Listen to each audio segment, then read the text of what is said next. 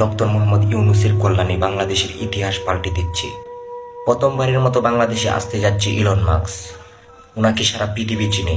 উনি space and টেসলার এর মালিক। উনার সম্পদের পরিমাণ $400 বিলিয়ন। আগামী এপ্রিলে বিনিয়োগ সম্মেলন অনুষ্ঠিত হবে। এখানে উপস্থিত থাকবেন ইলন মাস্ক।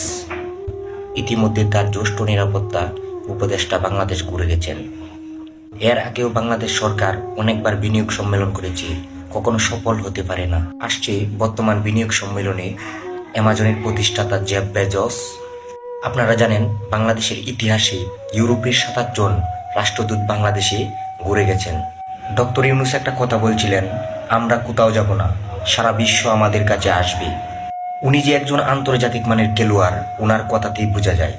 বাংলাদেশে আমরা একটা স্বর্ণ পেয়েছি, আমরা বাঙালিরা বুঝতে পারি না। সারা পৃথিবীতে বাংলাদেশের ইতিহাসের চিত্র এখন পাল্টে গেছে শুধু ওনার কারণে। আরব আমিরাতের সরকার ওনার একটি ফোন কলের কারণে ৫৭ জন কর্মীকে মুক্ত করে দিয়েছে ও পূর্ণবহল কাজে কাজ করার সুযোগ করে দিয়েছে।